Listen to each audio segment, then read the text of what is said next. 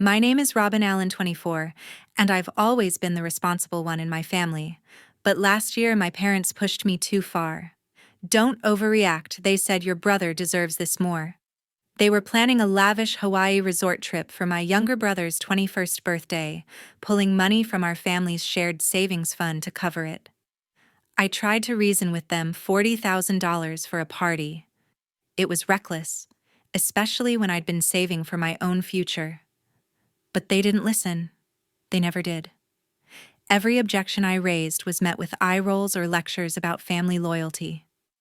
My brother, meanwhile, was already picking out VIP packages and inviting half the town. I felt invisible, my voice drowned out by their obsession with his big day. So one night I stopped arguing. I didn't yell or cry. I just walked into the kitchen, placed a key on the table, and left before they came back. That key wasn't just for the house, it was my way of closing a chapter. I'd done something they'd never see coming, something that would change our family forever. I'd read stories like this online where people take a stand against unfair treatment, and I knew it was time to share mine. Stick around to hear how it all unfolded. It's a wild ride. If you've ever felt ignored by family, hit that subscribe button and drop a comment. Let's talk about standing up for yourself. Let me take you back to how our Woodbury home worked. Growing up in our quiet Minnesota suburb, I always felt like the odd one out in my family. There was my dad, a steady guy who spent long hours as a sales manager, always coming home with stories of his latest deals. My mom, a part-time librarian, kept our house running like clockwork, her schedule pinned to the fridge like a military plan. Then there was my younger brother, Brandon, 20, who somehow glided through life without a care. The three of them seemed to share a bond I could never quite break into, a rhythm that left me on the outside looking in. Our family had a shared savings fund, a substantial inheritance from my grandpa meant to be divided equally among the four of us. It was our safety net. My dream was to use my share for a down payment on a house, while I assumed mom and dad saw it as their retirement cushion. But that fund felt more like a distant promise. At 24, I was grinding away as an accountant, my days filled with spreadsheets and deadlines. I contributed a chunk of my paycheck to household expenses, covering groceries or the electric bill when things got tight. Meanwhile, Brandon lived like he was untouchable. A couple of years back, Mom and Dad bought him a sleek Mustang Cherry Red, no questions asked. He didn't have a job, hadn't worked more than a summer gig at a burger joint, yet there he was, cruising through Woodbury, grinning like he owned the place. It wasn't just the car that set my teeth on edge. When we were in high school, Brandon was always stirring up trouble, skipping classes, mouthing off to teachers, even getting caught with beer at a football game. I'd watch stunned as Mom would march into the principal's office, her voice smooth as honey, convincing them it was just boys being boys. Dad would chuckle, saying, "He's got spirit, that one." Meanwhile, I'd get grounded for a week just for missing curfew by 10 minutes. I still remember one night sitting in my room hearing Brandon stumble in past midnight. The next morning, Mom was in the kitchen flipping pancakes for him like nothing happened. My stomach twisted, not out of jealousy, but because my own efforts seemed invisible. I tried to make my voice heard. At family dinners, I'd bring up practical ideas, ways to cut costs, maybe invest part of the savings fund for better returns. But Dad would wave me off, saying, "You worry too much," before turning to Brandon to ask about his latest video game obsession. Mom would nod along, her attention locked on him like he was the sun, and I was just a shadow. Once I suggested we all pitch in for a home repair fund, but Brandon smirked, saying, "Why stress? We've got the savings."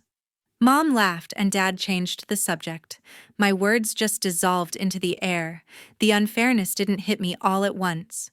It was a slow burn. I'd come home after a 12-hour shift, my bank account scraped thin from helping with bills, only to see Brandon sprawled on the couch, scrolling through his phone, not a care in the world. I wasn't mad about the money or the car. I just wanted my sacrifices to matter, to have my place in the family acknowledged. But every time I spoke up, I felt like I was shouting into a void.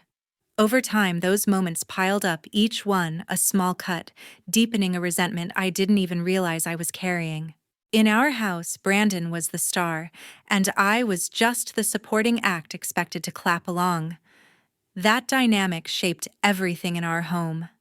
I'd watch Mom fuss over Brandon's laundry or Dad slip him cash for gas, while my contributions like paying half the internet bill went unnoticed.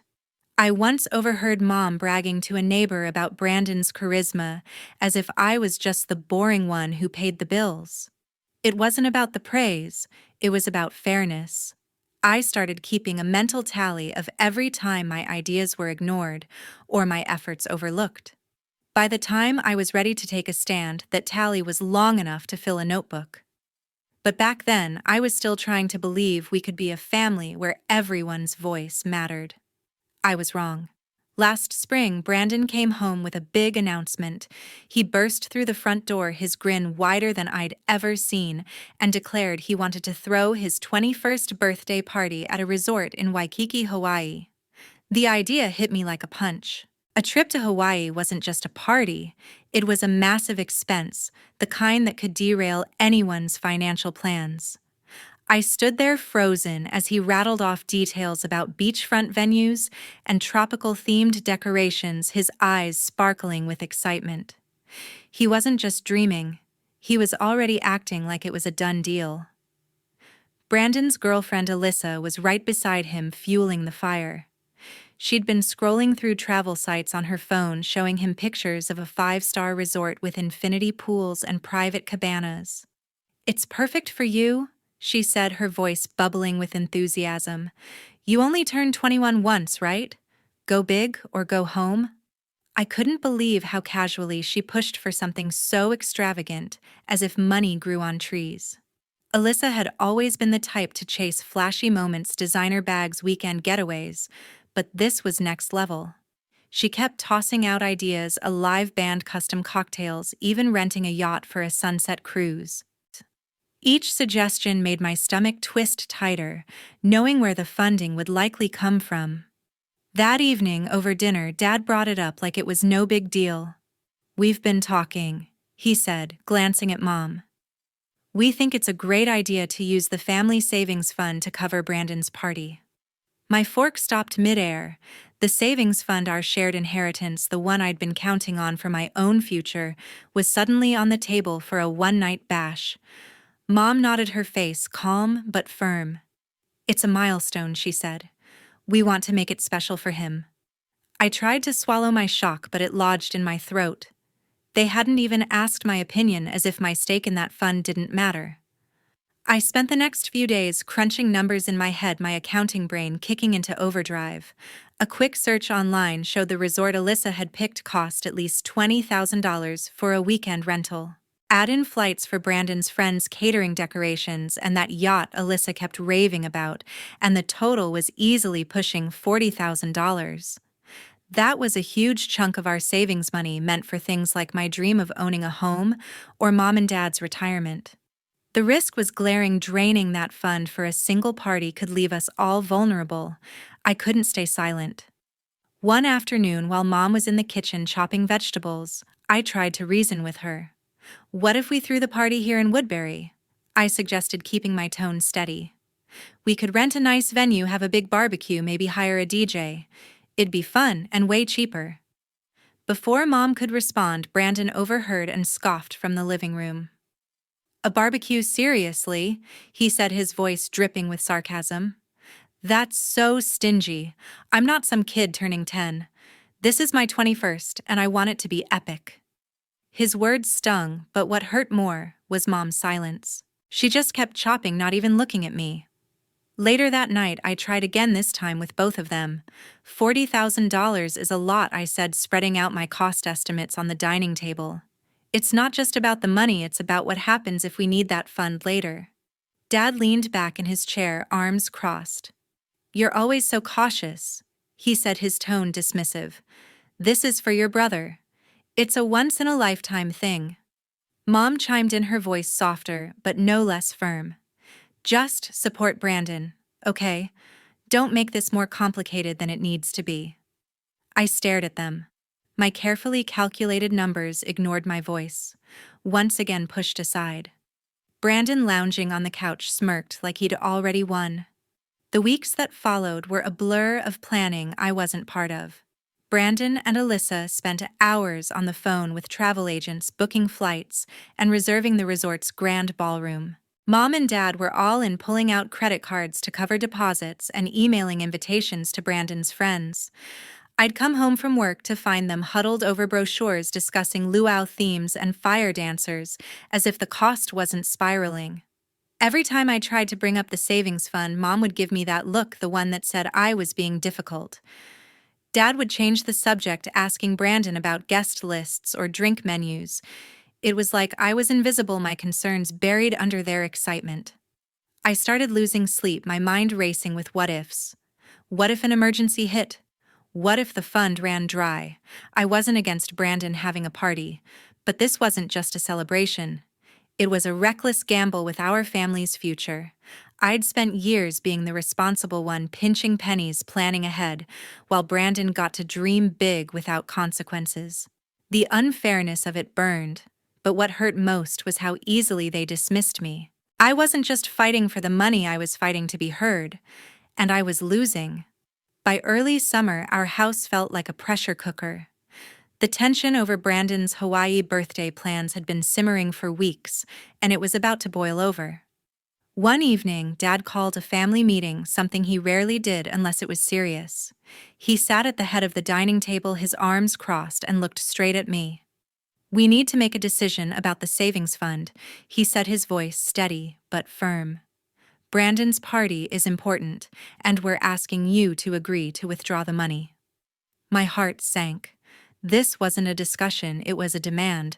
They wanted my approval to drain our shared inheritance for a single night in Waikiki, and I could feel the weight of their expectation pressing down on me. I'd been losing sleep over the savings fund for months. That money was my lifeline, my chance to buy a small house in Minneapolis and build a life of my own. I'd spent years scraping together every penny, working overtime at the accounting firm, dreaming of a place with my name on the deed. But now that dream felt like it was slipping away. If we pulled out tens of thousands for Brandon's party, what would be left, a depleted fund, meant no safety net. Not just for me, but for Mom and Dad's retirement too. I tried to explain this, my voice calm but urgent. "That fund is for all of us," I said, looking between them. "If we spend it now, what happens if there's an emergency?" Dad just shook his head like I was missing the point. Meanwhile, Brandon was doubling down on his plans. I found out he'd booked first-class flights for himself and Alyssa, plus a 5-star hotel suite with an ocean view. The costs were spiraling, catering for 100 guests, a private DJ, even a custom fireworks show. When I checked the travel confirmations he'd left on the kitchen counter, the numbers made my head spin. The party was no longer $40,000. It was creeping closer to 50. Brandon didn't seem to care. He'd strut around the house bragging about how epic his birthday would be, while I crunched numbers in my room, trying to figure out how much of our future he was burning through. Mom wasn't helping. One night, as I was washing dishes, she cornered me in the kitchen. "You're being selfish," she said, her voice low but sharp. "This is about family, about supporting your brother. Why can't you just be happy for him?" Her words cut deep, twisting the knife of guilt.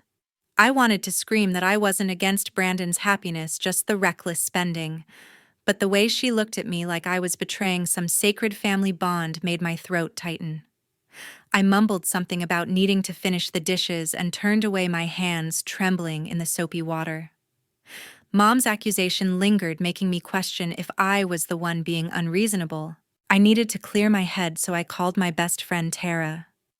We met at a small coffee shop in downtown Woodbury, the kind with mismatched chairs and strong espresso. Tara listened as I poured out my frustration, how Dad's meeting felt like an ambush, how Mom's words made me feel like an outsider, how Brandon's spending was out of control. She leaned forward, her eyes steady. "You've been carrying this family for years," she said. "It's time to put yourself first. Don't let them guilt you into losing what you've worked for." Her words hit hard like a lifeline thrown into choppy waters. For the first time, I felt seen, and it gave me the push I needed to start looking for a way out. That night, I stayed up late, my laptop glowing in the dark. I started researching what I could do to protect my share of the savings fund. I found articles about family trusts and inheritance laws in Minnesota, terms like partition and legal recourse swimming in my head. It wasn't about fighting my family, it was about making sure I wasn't erased from the equation. I bookmarked a few law firm websites, my heart racing at the thought of taking such a bold step. I wasn't ready to call anyone yet, but the idea of standing up for myself, of drawing a line in the sand, felt like the only way to keep from drowning in their expectations. The pressure in our house was suffocating, and I was starting to realize I might have to break free to breathe. One evening in July, I decided enough was enough. The constant pressure to agree to Brandon's extravagant party had pushed me to a breaking point. I couldn't keep pretending everything was fine while our family's savings were at stake. So I picked up my phone and dialed a lawyer, James Sullivan, whose name I'd found on one of the law firm websites I'd bookmarked. His voice was calm but direct when he answered, and I explained the situation, our shared inheritance, Brandon's out-of-control spending plans, and how my parents were ready to drain the fund without my consent. I needed to know my options, and I needed to know them fast. James invited me to his office in downtown Minneapolis the next day. Sitting across from him in a small, neatly organized room, I felt a mix of nerves and determination. He leaned back in his chair, jotting notes as I spoke. Then he laid out the process for partitioning a shared family fund under Minnesota law. "It's straightforward but not quick," he said. "You can file a petition to divide the assets equally, ensuring your share is protected. The court will review the fund's terms and your grandpa's will to confirm the split." He warned that it could take months and might stir up tension with my family, but it was the only way to secure what was rightfully mine. I nodded, my resolve hardening. This wasn't about punishing anyone, it was about fairness. Back home, I kept my plans under wraps. I didn't tell Mom, Dad, or Brandon about the lawyer. Instead, I quietly gathered documents, bank statements, a copy of Grandpa's will. Anything that showed the fund was meant to be split evenly. The next week, I met James again and signed the petition to partition the savings fund. It felt like a betrayal, putting my signature on that paper, but it also felt like reclaiming my voice. I asked James to hold off on notifying my family until I was ready. I needed time to prepare for the fallout. While the legal process started, I began searching for a new place to live. I couldn't stay in Woodbury, not with the tension suffocating our house. I spent evenings scrolling through rental listings in Minneapolis, focusing on small apartments I could afford on my accountant's salary. I found a one-bedroom unit in Uptown with big windows and a view of the city's skyline. It wasn't fancy, but it was mine, or it would be once I secured my share of the fund. I contacted the landlord, filled out an application, and put down a deposit, all without breathing a word to my family. Each step felt like a quiet rebellion, a way to take back control. Meanwhile, the cost of Brandon's party was spiraling out of control. One afternoon, I overheard Dad on the phone with a travel agent, his voice tight with frustration. $60,000, he said, pacing the living room. How did it get that high? I froze, my heart pounding. The budget had ballooned: first-class flights, a luxury resort, a yacht rental, and now some kind of VIP after-party Brandon had insisted on. Dad hung up, rubbing his temples, but he didn't confront Brandon. Instead, he turned to Mom and muttered about making it work. I stood in the hallway, unseen, realizing they were still willing to pour everything into this, even as the numbers kept climbing. That night, I sat at my desk, pen in hand, and wrote a letter. It wasn't angry or bitter, just clear. I explained why I'd taken legal action. The savings fund was meant for all of us, not just one night of extravagance. I wrote that I'd always tried to support our family, but I couldn't sacrifice my future for Brandon's party. I folded the letter, placed it in an envelope, and left it on the living room coffee table where Mom and Dad would see it first thing in the morning. It wasn't a goodbye, not yet, but it was my way of drawing a line. I went to bed with a strange mix of fear and relief, knowing I'd finally taken a stand. By late August, I made a move that changed everything. I'd packed my essentials clothes, a few books, my laptop into 2 suitcases, and loaded them into my car. Before leaving the house, I took one last walk through the living room, my footsteps echoing in the silence. On the dining table, I placed the envelope from the night before, the one with my letter explaining why I had to protect my share of the family fund. Next to it, I set the house key, its weight heavier than it should have been. I didn't look back as I drove away from Woodbury, heading toward my new apartment in Minneapolis. It was the hardest step I'd ever taken, but it felt necessary. A few days later, Dad called, his voice shaking with anger. "You went behind our backs," he said, barely letting me get a word in. "Filing a petition. That's betrayal." Mom was on the line too, her tone icy. "We raised you better than this," she said. Their words stung, but I'd expected it. The legal notice from James Sullivan's office had reached them, outlining my request to partition the savings fund. They saw it as an attack, not a defense of my rights. I tried to explain that I just wanted fairness, but Dad cut me off, saying, "You've torn this family apart." I hung up my hands, trembling, wondering if I'd made a mistake. Brandon took it to another level. I woke up one morning to find my phone buzzing with notifications. He'd posted a long rant on social media calling me selfish and money-obsessed. He painted himself as the victim, saying I'd ruined his birthday plans by sabotaging the family. Friends of his people I barely knew chimed in with comments, some calling me greedy. I stared at the screen, my chest tight as his words twisted the truth. I didn't respond, I didn't have the energy. But the public shaming hurt more than I'd expected, like a wound I couldn't ignore. Then came a call from my Uncle Thomas. He'd heard about the drama from Mom and reached out, his voice warm but serious. "Your grandpa set up that fund for all of you," he said. "He'd be proud of you for standing up for what's yours." Thomas had always been the practical one in the family, and his support felt like a lifeline. He reminded me that Grandpa's intention was to give each of us a secure future, not to fund lavish parties. His words steadied me, easing the guilt that Mom and Dad's accusations had stirred. A few days after moving, I ran into our neighbor Elizabeth at a grocery store near my new apartment. She'd seen Brandon's posts and heard Mom talking about my betrayal.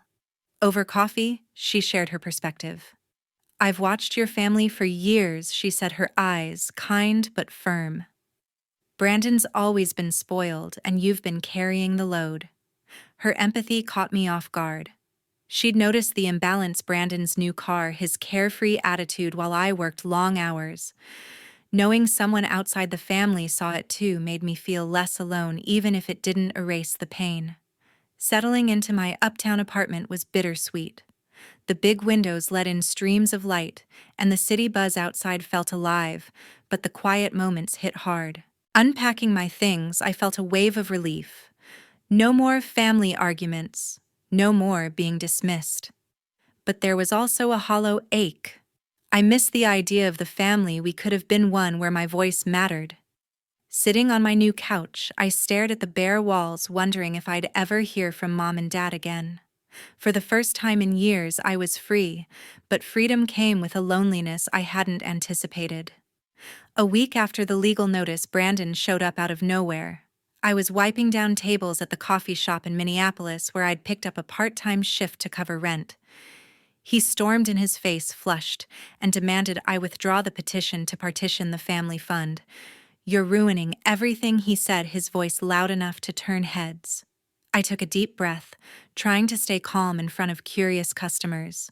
I explained that draining the fund for his party risked everyone's future, including mine. But Brandon wasn't listening. "You're just jealous?" he snapped, "trying to sabotage my birthday because you can't stand me getting attention." His words hit like a slap, but I held my ground, saying I only wanted what was fair. He left in a huff, leaving me shaken but resolute. The next day, my phone rang with an unfamiliar number. It was Alyssa's father, William. His tone was clipped, irritated.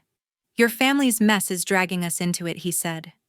He explained that Alyssa had expected the party costs to be covered by our savings fund, but now with my legal action, their family was stuck with unpaid deposits for flights and catering. I apologized, explaining I hadn't meant to involve them, but William cut me off. "Fix this," he said before hanging up. I stared at my phone, guilt creeping in, even though I knew the real issue was Brandon's unchecked spending. The fallout spread further. A couple of cousins texted me accusing me of shaming the family. "Why air our dirty laundry?" one wrote, saying the legal notice made us look dysfunctional to everyone in Woodbury. Another relative called, worried that my actions would tarnish our reputation at church. Their criticism stung, each message feeling like a jab at my decision to stand up for myself. I didn't respond, but the weight of their judgment made me second-guess whether I'd gone too far. At work, though, I got a small boost. My boss, Karen, called me into her office at the accounting firm. "You've been killing it with the client reports," she said, her smile genuine. "I'm recommending you for a raise." Her words were a rare bright spot, a reminder that my efforts were valued somewhere. I thanked her, feeling a flicker of pride amid the chaos. It wasn't much, but it was enough to keep me going, knowing at least one part of my life was moving forward. That weekend, Tara came over to help me settle into my apartment. She arrived with a box of pizza and a playlist blaring from her phone, turning unpacking into something almost fun. We stacked books on shelves and hung a few picture frames, chatting about her new job and silly TV shows. She didn't bring up my family, and I was grateful for the break. Her presence was a quiet comfort, helping me fill the empty spaces of my new home without digging into the pain of everything I'd left behind. As we worked, I felt a small piece of normalcy return, even if it was fleeting. The confrontation with Brandon and the ripple effects from William and relatives left me raw, but I wasn't backing down. I'd spent too long being ignored, and now with my new life taking shape, I was starting to see my choice as strength, not selfishness. The coffee shop argument and the phone calls were just noise, painful, but not enough to make me regret fighting for what was mine. By winter, everything had settled, but nothing was the same. The court finalized the partition of the family savings fund, and I received just over $30,000, my fair share. It wasn't a fortune, but it was enough to change my life. I felt a quiet victory, knowing I'd fought for what was mine, even if it came at a cost. The process had been grueling, but it was done, and I could finally move forward. With the money, I bought a modest one-bedroom condo in Minneapolis. It was small, with creaky floors and a tiny kitchen, but it was mine. I spent weekends painting the walls a soft blue and setting up a desk by the window where I could work and watch the city lights. For the first time, I felt truly independent, building a life on my terms. The condo became my sanctuary, a place where I could breathe without the weight of family expectations. Dad and Mom, meanwhile, faced their own consequences. They moved out of our old house in Woodbury, renting a cheaper apartment on the edge of town. I heard through a mutual friend that they'd taken second jobs, Dad at a hardware store, Mom at a local diner, to cover debts from Brandon's canceled party and their own expenses. I felt a pang of sadness imagining them struggling, but I also knew their choices had led to this. They'd prioritized Brandon's whims over our family's stability, and now they were picking up the pieces. Brandon's life shifted too. Without the savings fund to bankroll his plans, he took a part-time job at a retail store in the mall. I learned from a cousin that his relationship with Alyssa had frayed. She'd grown distant after the party fell apart, frustrated by the financial mess and the canceled plans. Brandon's social media, once full of flashy posts, went quiet. Part of me wondered if he'd learned anything, but I didn't dwell on it. His path was his own now. I made the hard choice to cut off all contact with my family. No more calls, no texts, no holiday visits. It wasn't out of anger, but necessity. Every interaction had been a reminder of being dismissed, and I couldn't keep carrying that pain.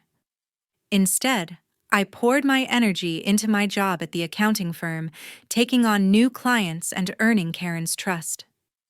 My life was mine to shape, and I was determined to make it count. Looking back, the biggest lesson I learned was about financial independence.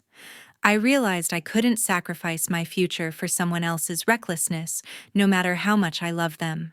Standing up for myself wasn't easy, but it was worth it. I found strength in setting boundaries and prioritizing my own stability. To anyone watching this, thank you for following my story. I'd love to hear your thoughts. Have you ever had to make a tough call to protect your future? Share in the comments below.